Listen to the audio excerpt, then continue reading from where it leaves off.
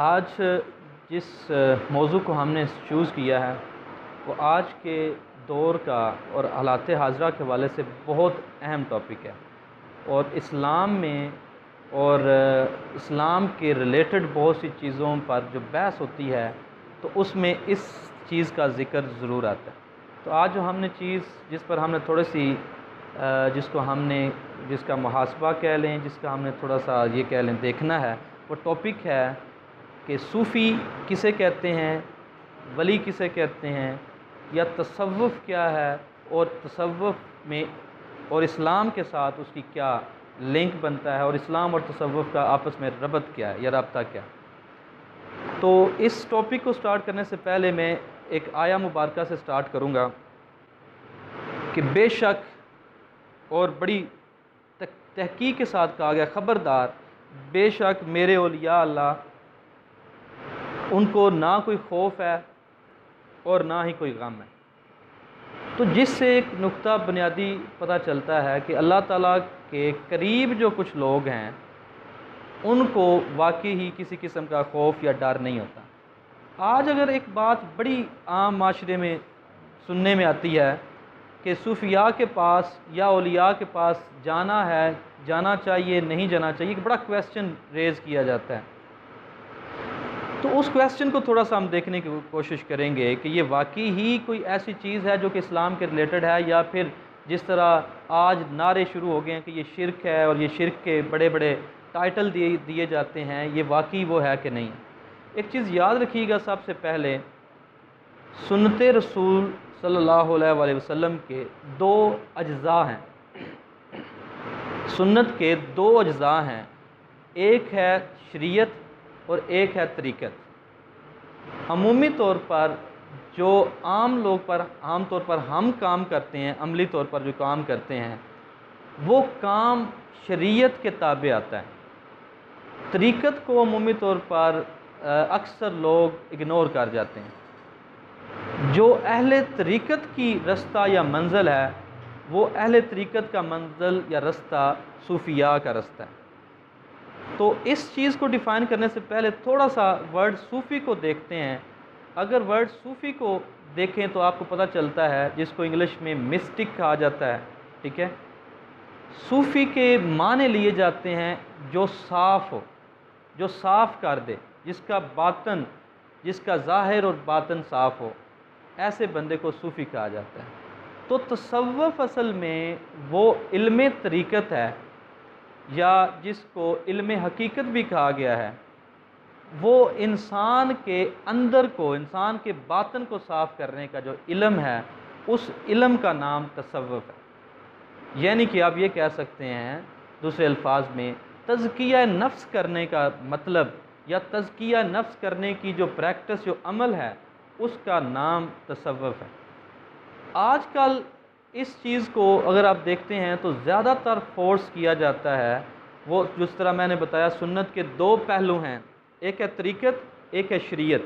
شریعت کے بھی علوم ہیں اور طریقت کے بھی علوم ہیں، ٹھیک ہے۔ عمومی طور پر جو شرعی علوم ہیں، شریعت کے جو علوم ہیں، ان پر ہم عمل پیرا ہوتے ہیں، لیکن طریقت کو اکثر ہم اگنور کر دیتے ہیں یا اس پر توجہ نہیں دیتے۔ سب سے پہلے یہ سمجھنا ضروری ہے کہ طریقت کیا ہے اور شریعت کیا ہے، اور اس کے بعد پھر میں بتانے کی کوشش یہ کروں گا کہ تصوف میں کس طرح طریقت کا عمل ہے اور کس طرح یہ آگے یہی فلسفہ جو ہے اس کا چلا ہے۔ شریعت میں دیکھیں، میرے میاں جی فرماتے ہیں، وہ کہتے ہیں کہ شریعت جو ہے وہ اصل میں کسی بھی چیز کا عمل ہے، ایکشن ہے، اس کا جو ایمان ہے، اس کی جو نیت ہے، اس کی جو اصل ہے، وہ طریقت ہوتی ہے۔ وہ یہ فرماتے ہیں، وہ کہتے ہیں کہ جس طرح ایک درخت ہے، اس درخت کے پتے، شاخیں تب آتے ہیں جب اس کی جڑ آتی ہے۔ تو اصل دیکھا جائے تو سنت رسول کی جو جڑ ہے وہ طریقت ہے، اور اس کا تنا ور درخت بننا اور اوپر پھل آنا، یہ تمام چیزیں یہ شریعت کے تابع آتی ہیں۔ جس طرح جڑ کے بغیر درخت نہیں ہو سکتا، اسی طرح سنت رسول کو پیروی کرنے کے لیے اور اچھی طرح عمل پیرا ہونے کے لیے جب تک طریقت نہیں آتی اس وقت تک شریعت پر عمل اگر کہا جائے تو شاید وہ محض ٹکریں رہ جاتی ہیں۔ ٹھیک ہے، تو جس سے ایک چیز نظر آتی ہے، اب دیکھنا پڑے گا طریقت اصل میں ہے کیا۔ طریقت جس طرح میں نے پہلے بتایا، تصوف کا وہ علم جس کے ذریعے آپ باطنی طور پر اپنے اندر کو صاف کر لیتے ہیں، ٹھیک ہے، ایسے علم کو عمومی طور پر طریقت کہا جاتا ہے۔ اور طریقت بھی اصل میں ایمان کی وہ جڑ ہے، وہ مضبوطی ہے جس پر سمجھیں کہ پورا ایمان آپ کا کھڑا ہو، ٹھیک ہے۔ ادروائز آپ تمام چیزوں کو، یا جو شریعت کے تمام عمل ہیں وہ ریاکاری میں شاید آ جائیں جب تک آپ کی نیت پختہ نہیں ہوگی۔ تھوڑا سا اس کو میں بتاتا یہ جاؤں، دیکھیں ایک محاورہ آپ نے، ایک فقرہ بڑا سنا ہوگا اولیاء کے حوالے سے، کہ جی کہا جاتا ہے کہ ایمان سلامت ہر کوئی منگدا تے عشق سلامت کوئی ہو۔ اصل میں یہ دونوں جو فرق ہیں، یہ طریقت کا اور شریعت کا فرق ہے۔ ایمان سلامت جو مانگتا ہے وہ شریعت کے تابع ہوتا ہے، اور عشق سلامت جو مانگتا ہے وہ طریقت کے تابع ہوتا ہے، ٹھیک ہے۔ جو شرعی طور پر عمل کرتے ہیں عمومی طور پر بندے یا پیروی کرتے ہیں، اور ایک چیز یاد رکھیے گا، اہل طریقت جو لوگ ہوتے ہیں وہ شریعت کے ساتھ چلتے ہیں، شریعت ان کی بنیاد ضرور ہوتی ہے، لیکن اگر اس شرعی عمل کے اندر محبت یا عشق یا وہ چیز نہ آئے تو اس کا مطلب ہے کہ وہ بالکل عاری ہو جاتے ہیں ان تمام چیزوں سے۔ تو جس طرح ایمان سلامت ہر کوئی منگدا تے عشق سلامت کوئی ہو، اس کا مطلب یہ ہے کہ شرعی طور پر شریعت پر چلنے والے لوگ چلتے ہیں، عشق کی منازل طے نہیں کرتے۔ تھوڑا سا فرق سمجھیے گا، ایمان سلامت سے کیا مراد؟ ایمان سلامت سے مراد یہ ہے کہ ایک بندہ 5 وقت کی نماز پڑھ لے۔ ایک بندہ اگر 5 وقت کی نماز پڑھتا ہے، سال میں ایک دفعہ زکوٰۃ دے دیتا ہے، یا جو شرعی حقوق ہیں ان کو پورے کر لیتا ہے، تو یہ ایمان سلامت ہے۔ لیکن جو صوفی ہوتے ہیں، جو اولیاء اللہ ہوتے ہیں، جنہوں نے اللہ تعالیٰ کو راضی کیا ہوتا ہے، ان کی منزل ایمان سلامت سے آگے والی ہوتی ہے، وہ عشق سلامت مانگتے ہیں۔ عشق سلامت میں یہ نہیں ہوتا کہ آپ 5 وقت میں نماز پڑھ لیں تو آپ کا کام ہو گیا،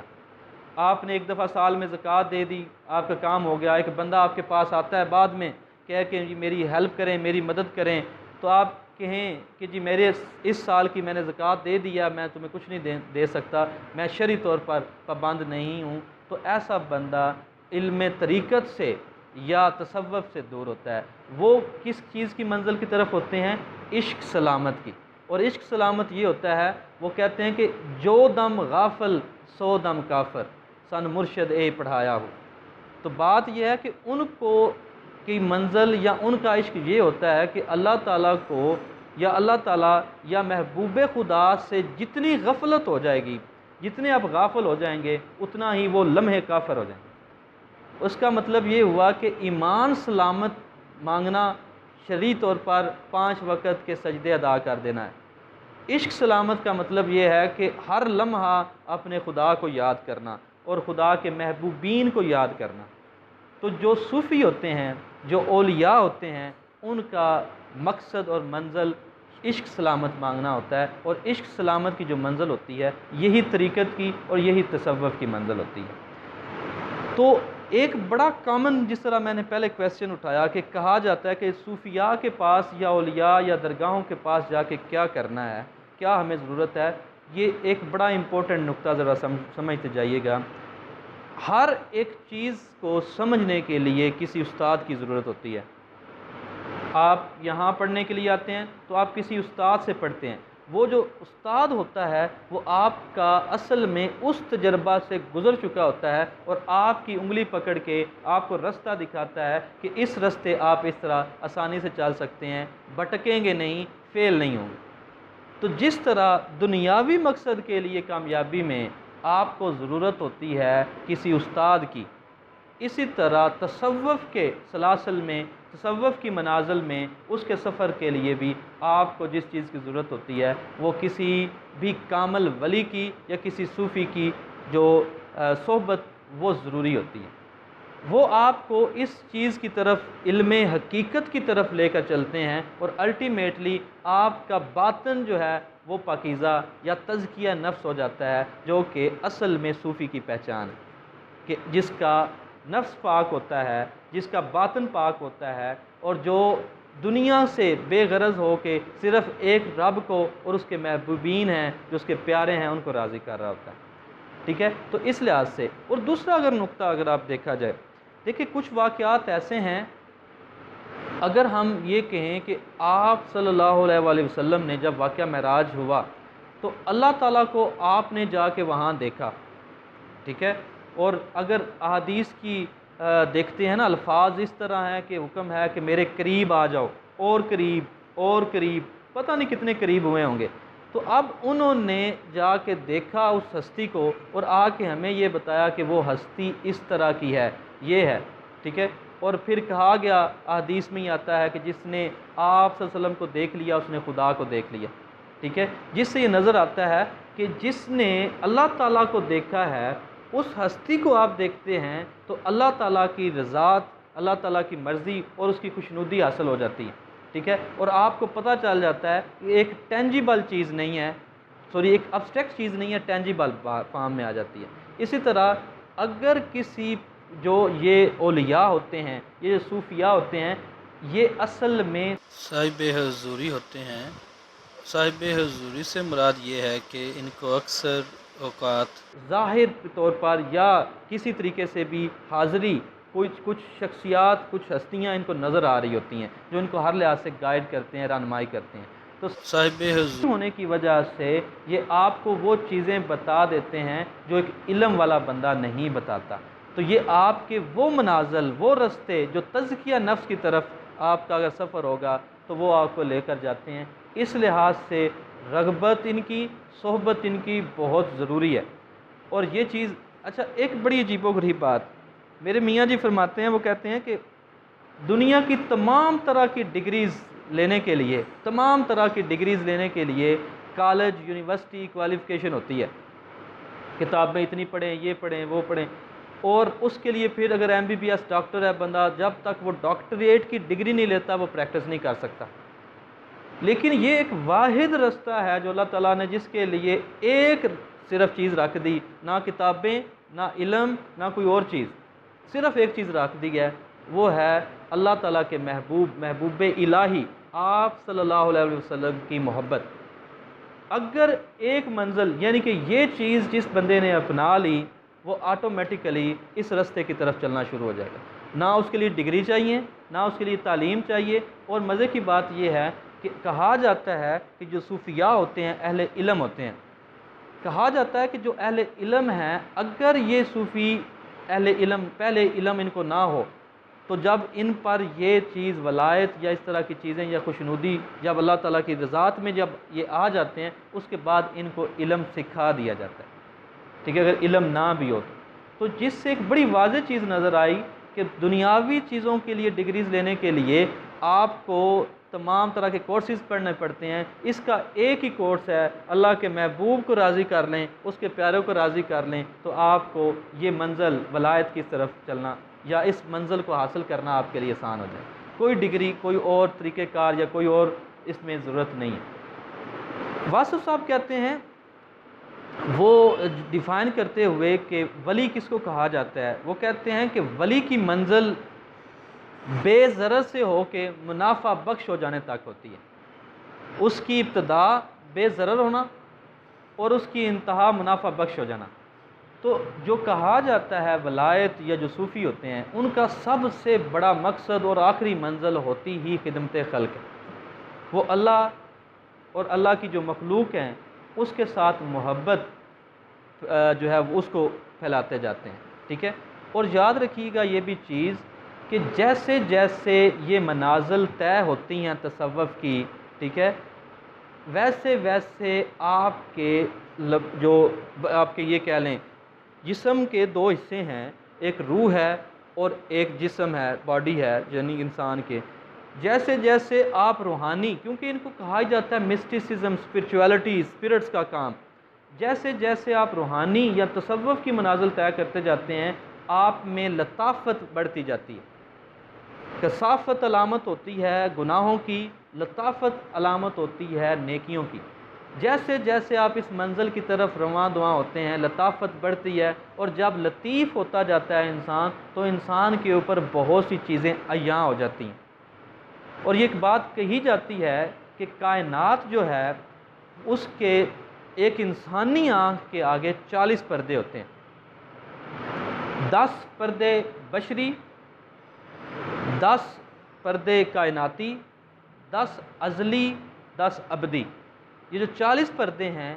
اور آہستہ آہستہ یہ پردے جیسے ہی اس منازل کی طرف آپ جاتے ہیں تو وہ آہستہ آہستہ ہٹنا شروع ہو جاتے ہیں، اور ایک پردے کے بارے میں کہا جاتا ہے کہ جیسے ہی پہلا منزل آپ پردہ یا جاتے ہیں اس طرف تو وہ اتنا بڑا ہے کہ کہا جاتا ہے کہ آپ کے اوپر لوگوں کے چہرے، لوگوں کے کردار عیاں ہو جاتے ہیں، اور شاید وہ انسانوں کی بجائے آپ کو جس طرح کے روپ میں ہیں وہ نظر آنا شروع ہو جاتے ہیں۔ یہ سب سے پہلا پردہ ہے۔ تو اندازہ لگا لیں ولایت یا تصوف کی منازل جب آپ طے کرتے ہیں تو کس طرح اور کس انتہا پر آپ پہنچ سکتے ہیں ان تمام چیزوں کو عبور کر۔ اس لحاظ سے یہ اکثر صاحب ظہوری ہوتے ہیں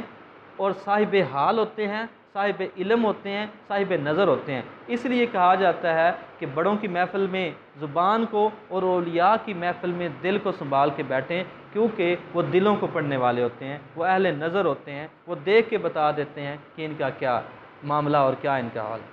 تو جس سے ایک بڑی واضح طور پر نظر آئی چیز کہ تصوف میں بہت سی چیزیں اس طرح کی مختلف ہیں جس طرح ان جو شریعت کے اندر نہیں ہیں۔ شریعت اصل میں بہت ضروری ہے، جب تک اس میں طریقت نہیں آئے گی، یہ باطن کا یا نسبت یا محبت صاحب ظہوری ہونا یا حاضری کسی کی نہیں ہوگی، اس وقت تک یہ چیزیں عطا نہیں ہوں گی، یہ منازل طے نہیں ہوگی۔ اسی طرح میرے میاں جی کہا کرتے تھے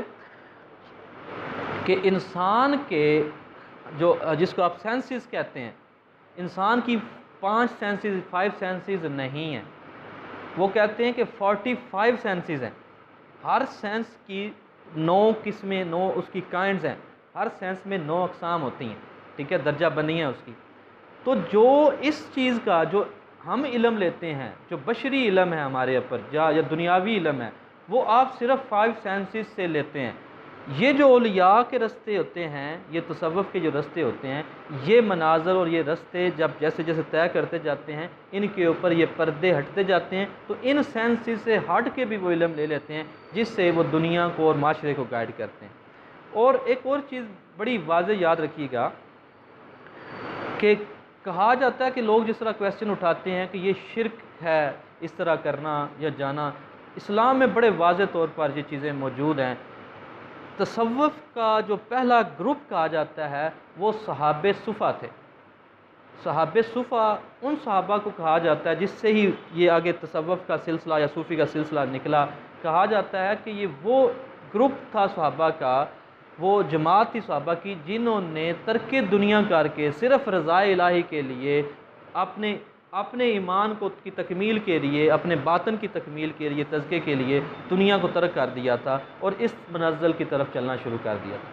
تو وہ لوگ دنیا کو ترک کر کے خدا کے اس رستے پہ وہ چلے۔ اور پھر ایک چیز یاد رکھیے گا، اسلام میں اور ایون کہ قرآن پاک میں بہت واضح مثالیں اہل حال لوگوں کی بھی موجود ہیں، اہل نظر لوگوں کی بھی موجود ہیں۔ ایک واقعہ جو میں اکثر کوٹ کیا کرتا ہوں وہ تخت بلقیس والا ہے۔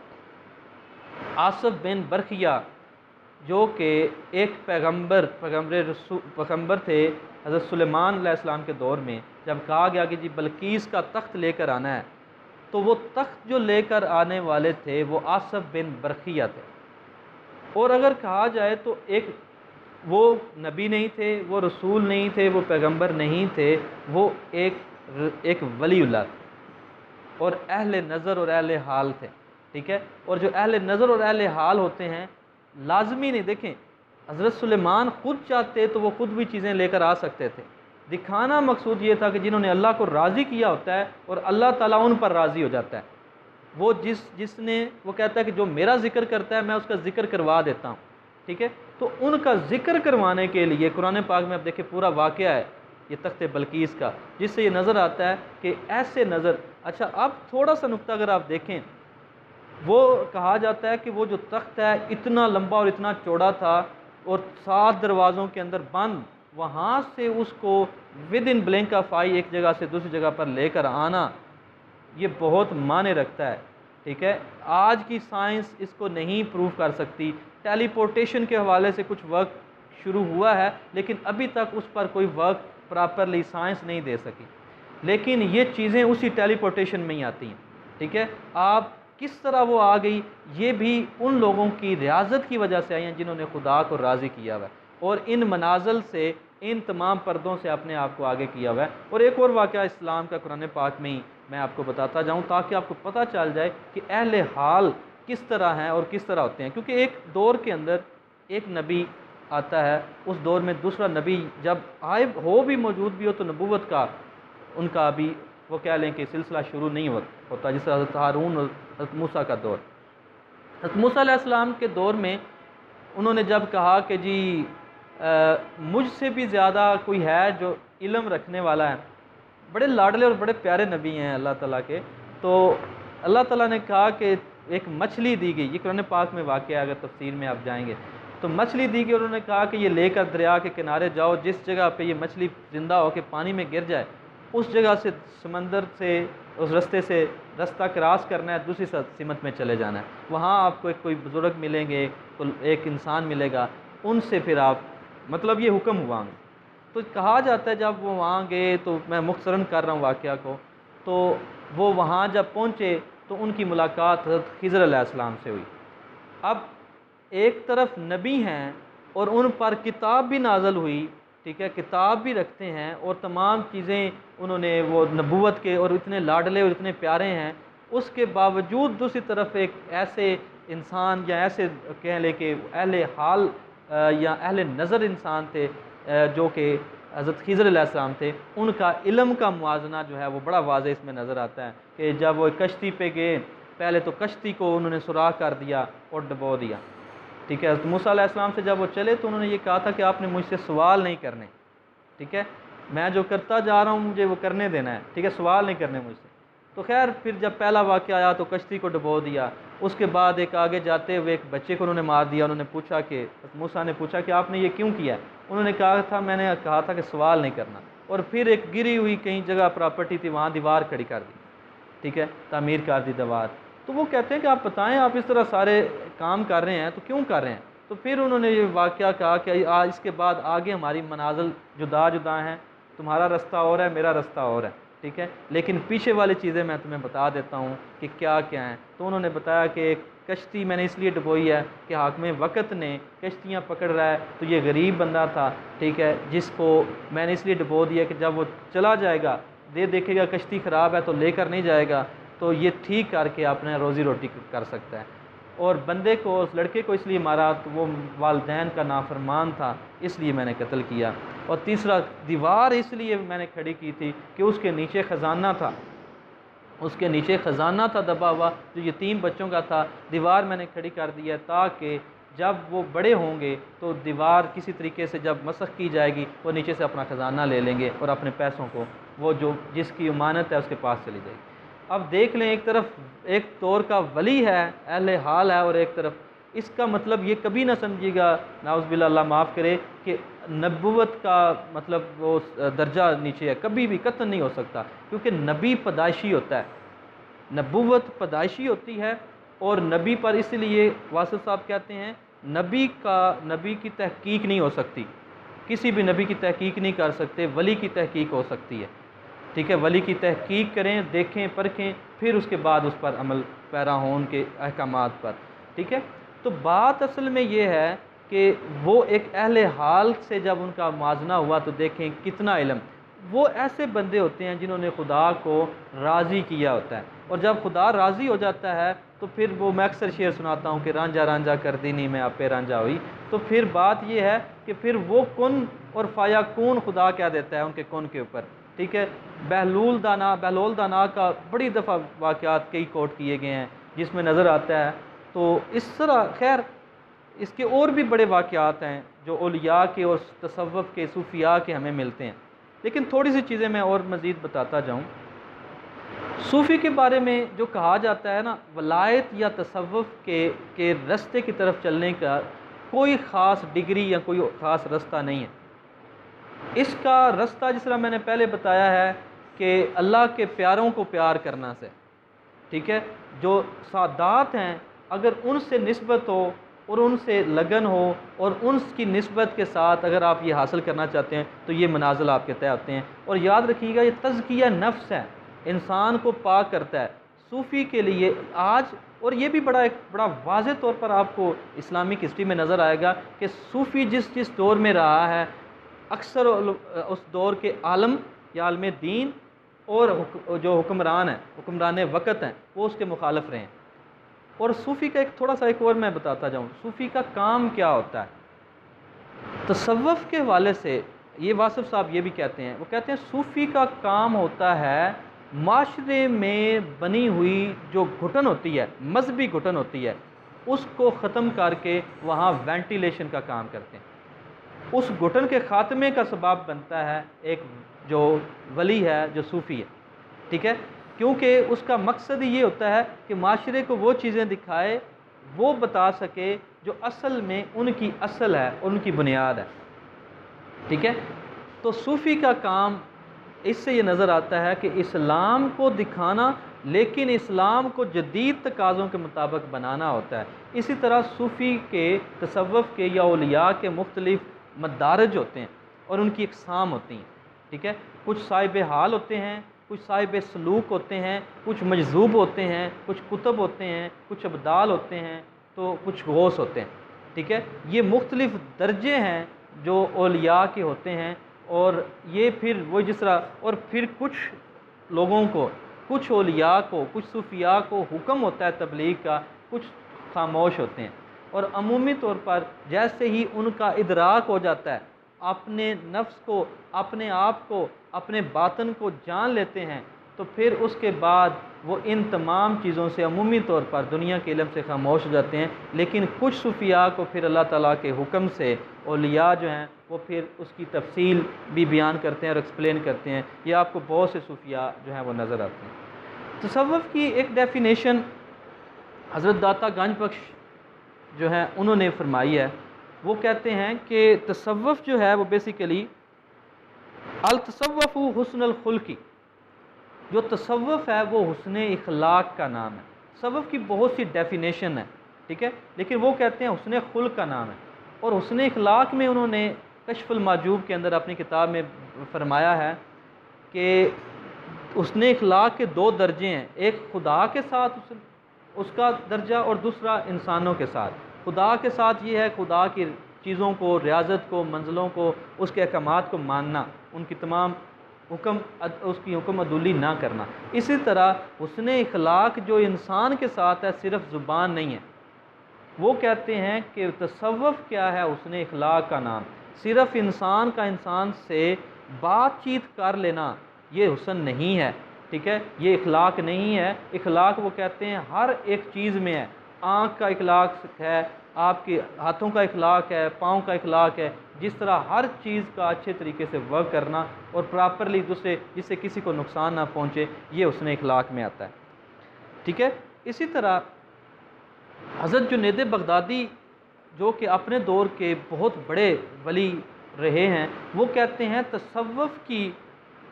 مختلف، اور اس کی کہہ لیں صفتیں، صفات ہوتی ہیں۔ وہ فرماتے ہیں کہ 8 صفتیں جو صوفیاء ہوتے ہیں ان میں ضرور ہوتی ہیں، ٹھیک ہے، 8 صفتیں ان میں ضرور ہوتی ہیں۔ ان میں وہ کہتے ہیں سخاوت، رضا، صبر، اشارہ، غربت، گدڑی، صحت اور فقر۔ یہ 8 مختلف وہ کہہ لیں کوالٹیز ہوتی ہیں جو کسی صوفی کے اندر ضرور پائی جاتی ہیں، ٹھیک ہے۔ اور اس میں سے کیونکہ یہ سارے الگ ڈیفرنٹ ٹاپکس ہیں، اتنے بڑے بڑے ٹاپکس ہیں، ان پر کبھی کوشش کروں گا کہ میں تھوڑا سا ڈیفائن کروں، لیکن ایک چیز کا تھوڑا سا ذکر میں کرتا جاؤں۔ صوفیاء کے بارے میں کہا جاتا ہے کہ جو صوفی ہیں ان کے سلاسل جا کے حضرت ابو بکر صدیق کے ساتھ ملتے ہیں، اور آگے سلسلہ وہ چلتا، وہ سلاسل ہیں۔ اسی طرح مختلف سلاسل ہیں، کچھ جو سلسلے ہیں وہ سمجھتے ہیں کہ حضرت علی المرتضیٰ کے ساتھ ملتے ہیں۔ مجھے ایک واقعہ یاد آ رہا ہے اس میں فقر کے حوالے سے۔ ایک دفعہ کہا جاتا ہے کہ آپ صلی اللہ علیہ وسلم ایک صحابی تھے، اگر مجھے بھول نہیں رہا تو شاید حضرت ایوب انصاری جو تھے ان کے گھر میں بیٹھے ہوئے تھے، حضرت ابو ایوب انصاری کے گھر میں، تو کنویں کے ارد بیٹھے تھے پاس، تو کسی نے آ کے ان کے دروازے پر دستک دی، تو آپ صلی اللہ علیہ وآلہ وسلم نے کہا کہ جائیں دروازہ کھولیں، سب سے پہلے ان کو جنت کی بشارت دیں اور پھر ان کو ادھر لے آئیں۔ تو جو آنے والے تھے وہ ابو بکر صدیق تھے، اور اسی طرح تھوڑی دیر کے بعد پھر دستک ہوئی، پھر انہوں نے یہی فرمایا کہ ان کو لے آئیں، جنت کی بشارت دیں اور یہاں آ کے ان کو بلا لیں اندر۔ دوسری دفعہ جو آنے والے تھے وہ عمر فاروق، اور تیسری دفعہ پھر اسی طرح آنے والے حضرت عثمان غنی، اور چوتھی دفعہ آنے والے حضرت علی المرتضیٰ جو تھے وہ تھے۔ تو یہ سارے صحابہ بیٹھے ہوئے تھے، تو آپ صلی اللہ علیہ وسلم نے فرمایا کہ اللہ تعالیٰ نے مجھے حکم دیا ہے کہ میں نے فقر کا لبادہ عطا کرنا ہے آپ میں سے کسی کو، اور مجھے کہا گیا ہے کہ ایک سوال ان سے پوچھو، جس نے یہ جواب دے دیا اس کو یہ فقر کا لبادہ عطا کیا جائے۔ تو سوال کیا گیا کہ آپ بتائیں کہ اگر آپ کو فقر دے دیا جائے یا اس کا لبادہ دے دیا جائے تو آپ کیا کریں گے؟ وہی حضرت ابو بکر صدیق نے کہا کہ میری پوری کوشش ہوگی کہ میں صداقت کو پروموٹ کروں، صداقت ہر طرف ہو، ہر بندہ سچ گوئی پہ چلے، ٹھیک ہے۔ حضرت عمر فاروق کہتے ہیں کہ میرا اگر مجھے فقر دیا گیا تو میں کوشش کروں گا انصاف ہو، منصف ہو، عدل ہو ہر طرف، ٹھیک ہے، اور وہ اس طرح کی چیزوں کو پروموٹ کرنے کے لیے کہا۔ حضرت عثمان غنی کہتے ہیں اگر فقر کا لبادہ مجھے عطا ہوا تو میں ایک کام کروں گا کہ میں سخاوت کروں گا، کوشش کروں گا کہ ہر بندہ سخی ہو، ٹھیک ہے، اور لوگوں کی، غریبوں کی مدد کی جائے۔ حضرت علی المرتضیٰ کا جب وقت آیا تو انہوں نے کہا کہ اگر فقر کا لبادہ مجھے عطا کیا جاتا ہے تو میں جو لوگوں کے گناہ ہیں ان کو چھپاؤں گا۔ تو کہا جاتا ہے کہ آپ صلی اللہ علیہ وسلم کے چہرے پہ مسکراہٹ آئی، اور انہوں نے کہا کہ اللہ تعالیٰ نے مجھے یہی کہا تھا کہ جس نے یہ جواب دیا کہ جو فقر وہ ہے، فقیر وہ ہے جو لوگوں کی عیب کو چھپاتا ہے، اس پر پردے ڈالتا ہے، تو اس کو یہ فقر کا لبادہ دے دینا۔ تو وہ فقر کا لبادہ پھر حضرت علی المرتضیٰ جو ہیں ان کے حق میں آیا، تو جس سے یہ آگے سلسلے چلتے آئے۔ تو اولیاء جو ہیں یا جو صوفی ہیں، ان کا مقصد اسلام میں، ان کا کام اسلام میں، یاد رکھیے گا، اپنی پرستش، اپنی عبادت کروانا نہیں ہے۔ ولی کا کام ہوتا ہے ایک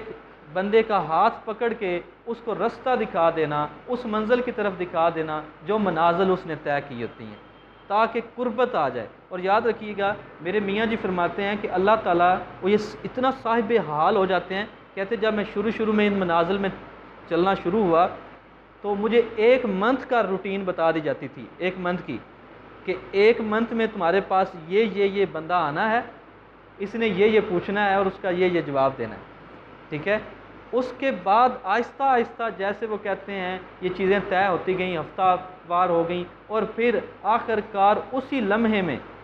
لمحہ پہلے پتہ چل جاتا تھا کہ فلاں بندہ آنے والا ہے اور یہ ہونے والا ہے۔ تو جس سے یہ نظر آتا ہے کہ یہ وہ ہوتے ہیں یہ جنہوں نے رب کو راضی کیا ہوتا ہے، جن کا مقصد عشق سلامت نہیں، ایمان سلامت مانگنا نہیں، عشق سلامت مانگنا ہوتا ہے، اور جن کا کام یہ ہوتا ہے کہ جو دم غافل سو دم کافر، کہ جس دم خدا کو یاد نہیں کرنا وہ کفر ہے۔ تو ایسے بندے، پھر ایسے بندوں پر اللہ تعالیٰ راضی ہوتا ہے، اور ایسے بندے ہی صاف ہوتے ہیں اور ان کا تزکیہ نفس ہو چکا ہوتا ہے۔ ایک اور واقعہ حضرت موسیٰ علیہ السلام اور ایک اور کوئی ولی وقت تھے اس دور کے، ان کے حوالے سے بتاتا جاؤں۔ کہا جاتا ہے کہ ایک دفعہ اللہ تعالیٰ نے، کیونکہ بڑے لاڈلے نبی تھے جس طرح میں نے پہلے بتایا، تو اللہ تعالیٰ نے کہا کہ اے موسیٰ، ایک عورت نے پوچھا بلکہ کہ میری طرف اولاد ہونی ہے کہ نہیں ہونی، ٹھیک ہے۔ تو اللہ تعالیٰ سے جا کے جب پوچھا گیا تو اللہ تعالیٰ نے فرمایا کہ جی اس کی طرف اولاد کوئی نہیں ہونی۔ تو آ کے بتا دیا، کچھ دن گزرے تو اسی عورت کے ہاں کوئی مانگنے والا، کوئی فقیر، کوئی ولی اللہ تھے وہ اصل میں، وہ آئے اور انہوں نے کہا کہ جی مجھے روز روٹی یا اس طرح کی کوئی چیز دو، بدلے میں تمہیں دعا دیتا ہوں کہ اللہ تعالیٰ تمہاری طرف نیک اور صالح اولاد دے۔ تو عورت کہتی ہے اولاد تو میری طرف ہونی نہیں، آپ اس طرح کریں کہ یہ روٹی لے لیں۔ انہوں نے روٹی لی اور دعا کر دی۔ کچھ دنوں کے بعد جب پتہ چلا کہ ان کی طرف جو ہے وہ پیدائش ہوئی کسی بچے کی، تو انہوں نے پوچھا حضرت موسیٰ سے کہ آپ نے تو کہا تھا اولاد نہیں ہونی، تو یہ کس طرح ممکن ہے؟ تو یہ تو میری طرف بیٹا ہو گیا، ٹھیک ہے۔ تو وہ کہتے ہیں، کہا جاتا ہے کہ وہ نکلے وہاں سے جب کوہ طور پر پہنچے اللہ تعالیٰ سے پوچھا تو اللہ تعالیٰ نے فرمایا کہ موسیٰ اس طرح کرو، انسانی گوشت لے کر آؤ۔ وہ نکلے تلاش کرتے کرتے، اس سے پوچھا اس سے پوچھا اس سے پوچھا، جس سے بھی پوچھا اب انسانی گوشت کون دیتا ہے، جسم کو کون دیتا ہے؟ تو تھک ہار کے کہیں سے نہ ملا۔ کہتے ہیں ایک جنگل کے قریب سے گزر رہے تھے تو ایک جھونپڑی کے اندر روشنی نظر آئی، وہاں چلے گئے تو انہوں نے کہا کہ موسیٰ کدھر آئے ہو؟ تو فرمایا یہ کہ جی مجھے حکم ہوا ہے کہ انسانی گوشت لے کر آنا ہے۔ تو کہتے ہیں کہ اللہ تعالیٰ نے گوشت مانگا ہے، کہاں سے مانگا ہے؟ یہاں سے یہاں سے یہاں سے یہاں سے۔ انہوں نے اپنے جسم کو کے پورے حصوں کو چھلنی کر کے گوشت اتار کے دے دیا اور کھا کے لے جائیں۔ اور جب موسیٰ علیہ السلام کوہ طور پر پہنچے تو وہاں جب پہنچے تو کہا گیا کہ یہ ہے جی انسانی گوشت۔ تو اللہ تعالیٰ نے فرمایا کہ اے موسیٰ انسانی گوشت تو تمہارے پاس بھی تھا۔ تو اب میں اس بندے کی کس طرح بات ٹال سکتا ہوں کہ جس نے اپنے جسم کو چھلنی کر کے مجھے دے دی، اپنا گوشت مجھے دے دیا ہے، اب اس نے اگر مجھے کہا ہے تو میں کیوں نہ اس کی مانوں؟ تو جس سے یہ نظر، اب انہوں نے دعا کی تھی کہ اس کی طرف بیٹا اور وہ بیٹا ہو گیا، جس سے یہ نظر آتا ہے کہ اولیاء جو ہیں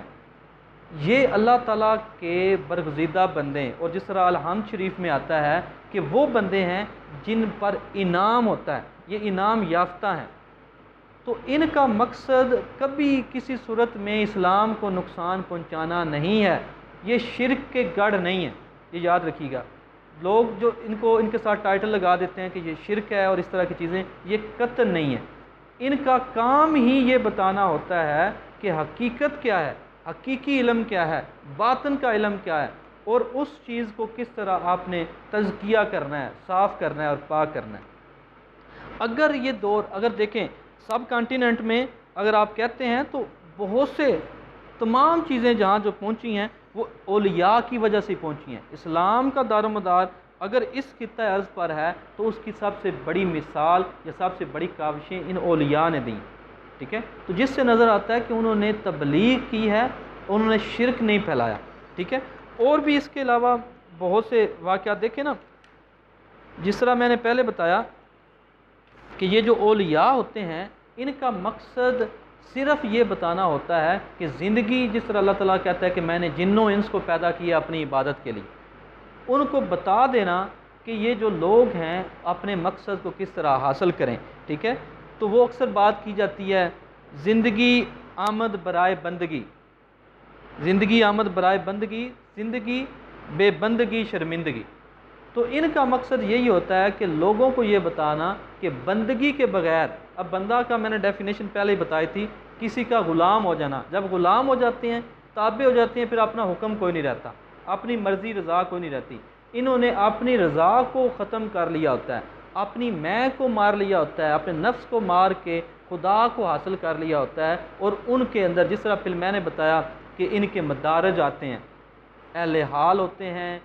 سلوک ہوتا ہے، پھر مجذوب ہوتے ہیں، قطب، ابدال، غوث، تو ان کے درجہ بندیاں ہیں، اور اسی طرح ان کی بھی ڈیوٹیز اسائن کی جاتی ہیں۔ انہوں نے مختلف علاقوں میں جا کے لوگوں کو کا تزکیہ نفس کرنا ہوتا ہے اور اسلام کو ریوائیو کرنا ہوتا ہے، ٹھیک ہے؟ اور اسلام کے ریوائیول کا جو سب سے بڑا واقعہ کربلا آتا ہے تو وہ بھی طریقت کی منزل ہے، یاد رکھیے گا۔ شرعی طور پر شریعت کے لحاظ سے تو یہ ہے کہ جی نماز پڑھ لی، ٹھیک ہے، باقی انہوں نے یہ چیز بتائی ہے اگر حق پہ ہو ایک سائیڈ پہ کھڑے ہو جاؤ، پھر کسی چیز کا ڈر نہیں ہے۔ اولیاء اللہ جو ہیں وہی بات لا خوف علیہ، جو اللہ تعالیٰ کہتا ہے کہ ان کو کسی قسم کا خوف نہیں اور نہ کوئی غم ہے۔ کیونکہ ان کا غم اور خوف اس لیے نہیں ہے کیونکہ ایک دل میں دو محبتیں نہیں سما سکتی، ایک دل میں دو خوف نہیں آ سکتے، کیونکہ ان کے دل میں خوف صرف خدا سے دوری کا ہوتا ہے، ٹھیک ہے؟ اور ان میں محبت صرف خدا کی محبت ہوتی ہے، اور ان کے جو اولیاء ہوتے ہیں، ان کے جو پیارے ہوتے ہیں، ان کی محبت ہوتی ہے۔ تو اس لحاظ سے بہت سے یہ جو اس رستے کے منازل کے بندے ہوتے ہیں ان کا مقصد ہی لوگوں کو بندگی کی طرف لے کر آنا ہوتا ہے کہ اس طرف آئیں، اس رستے میں آئیں اور کامیابی کو حاصل کر لیں۔ یہ ایک ایسا ٹاپک ہے، اس پہ بڑی اور بات بڑی ڈیٹیل سے کی جا سکتی ہے، لیکن ٹائم کو ملحوظ خاطر رکھتے ہوئے اس کو میں ایک واقعے کے ساتھ کوٹ کرتے ہوئے ختم کروں گا، اور پھر انشاءاللہ نیکسٹ ٹاپک پہ کوئی دیکھیں گے، اس پہ ہم ورک کریں گے۔ دیکھیں ولایت کے بارے میں جس طرح میں نے کہا جاتا ہے کہ یہ کوئی اس کی طرف کوئی رستہ نہیں ہوتا، یہ حاصل کرنے کے لیے کوئی کتابیں کوئی ڈگری نہیں ہوتی، اس کی ڈگری عشق ہے، اور وہ عشق ہے۔ اور کہا جاتا ہے کہ جس طرح اللہ تعالیٰ انبیاء کو کیا کریں ان کے وہ بناتے ہیں اور انبیاء کو بھیجا جاتا ہے دنیا میں، اسی طرح جو ولایت ہے وہ در سے ملتی ہے تو آپ صلی اللہ علیہ وسلم کے در سے ملتی ہے، اور اگر ان کے در کو راضی کر لیا تو لوگ اس طرف ولایت کی طرف چلے جاتے ہیں اور وغیرہ۔ اگر اس کے علاوہ دیکھا جائے تو اس کے کوئی رستے اور نہیں ہیں۔ ایک واقعہ جو کہ حضرت جنید بغدادی کے ساتھ ہی منسلک ہے، ان کے دور کی بات ہے، تو وہ میں واقعہ کوٹ کرتے ہوئے اس سیشن کو ختم کروں گا۔ وہ یہ ہے کہ حضرت جنید بغدادی اپنے دور کے بہت نامور پہلوان تھے، اور کہا جاتا تھا کہ پورے ارد گرد ان کی شہرت اور ان کی بہادری کا ڈنکا بجتا تھا، کوئی بندہ ان کے خلاف لڑنے کے لیے تیار نہیں تھا ہوتا۔ تو ایک دفعہ ایک بڑے کمزور سے بندے نے مقابلے کا چیلنج کر دیا، اور وہ ارد گرد منادی کروا دی گئی کہ جی فلاں دن مقابلہ ہوگا، اور حضرت جنید بغدادی اس وقت ولایت کی منازل کی طرف ابھی نہیں تھے آئے۔ تو کہا جاتا ہے کہ وہ بڑے پہلوان نامور، تو جب مقابلہ شروع ہوا تو انہوں نے ان کو کہا کہ آپ تو بڑے کمزور سے دبلے پتلے ہیں، آپ کا میرا مقابلہ ہی نہیں۔ تو انہوں نے اس لڑائی سے پہلے، مقابلے سے پہلے یہ کہہ دیا کہ میں سید ہوں، اور میرے بیٹے جو ہیں وہ ساتھ ہی ایک علاقے میں، میری فیملی جو ہے ایک علاقے میں بیٹھے ہوئے ہیں، تو وہاں کھانے کے لیے ان کو کوئی میسر نہیں ہے۔ اگر آپ یہ ہار جائیں گے جنگ، یہ جو فائٹ ہے، تو اس کے بدلے میں انعام کے طور پر پیسے ملیں گے، تو اس سے میں روزی روٹی جو ہے اپنے بچوں کو دے لوں گا، اور ادروائز میرے مطلب سید ہونے، سادات ہونے کی وجہ سے میں کسی سے مانگ نہیں سکتا۔ تو جب انہوں نے یہ سنا کہ یہ سادات ہیں، سید ہیں، تو انہوں نے پہلی دفعہ بھی بازی ہار لی، دوسری دفعہ بھی اور تیسری دفعہ، اور کہا جاتا ہے انہوں نے یہ کہا تھا کہ آج دنیا میں تم ہار جاؤ، آگے میں تمہیں جو ہے وہ کامیاب کروا دوں گا۔ اور لکھنے والے نے کیا خوبصورت لکھا ہے کہ جب رات کا وقت آیا، حضرت جنید بغدادی جو ہیں وہ سوئے ہوئے ہیں، تو خواب میں آپ صلی اللہ علیہ وسلم کی زیارت ہوئی، اور انہوں نے گلے لگایا اور انہوں نے کہا کہ مجھے بلا کے تم خود سوئے ہوئے ہو۔ اور کہا جاتا ہے کہ اس کے بعد جیسے ہی وہ صبح اٹھے، دروازہ کھولا اپنا گھر کا، تو آگے جمع غفیر تھا، بہت زیادہ لوگ اکٹھے ہوئے تھے، اور وہ سارے کہہ رہے تھے کہ یہ جی ولی وقت ہے۔ تو انہوں نے ایک تو اس لحاظ سے ولایت کے وہی بات، انہوں نے ایک سادات، ان کو پیاروں کو جو آپ صلی اللہ علیہ وسلم کے پیارے ہیں ان کے ساتھ پیار کیا اور یہ منازل طے کر لیں۔ اسی طرح کی منازل ہیں اس کی، کوئی چاہنے والا چاہنے والے کے ساتھ، جو اللہ کے پیارے ہیں ان کے ساتھ پیار کرنا، جو آپ صلی اللہ علیہ وسلم کے پیارے ہیں ان کے ساتھ پیار کرنا ہی اس منزل یا اس راستے کی طرف جانے کی نشانی ہوتی ہے۔ اس دعا کے ساتھ کہ اللہ تعالی ہمیں بھی کوئی اہل نظر، اہل محبت، اہل حال یا اہل تصوف عطا کرے، اور ہماری جو دنیا کے اندر جو مصیبتیں یا پریشانیاں ہیں اس کو ختم کرے، اور اس راستے کی طرف جو کہ رستہ ہے حقیقت کا، حقیقی علم کا، اس طرف ہمیں گامزن کرے۔ والسلام۔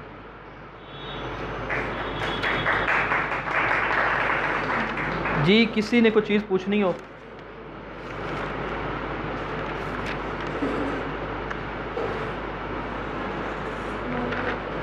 ٹھیک ہے جی، ٹھیک ہے۔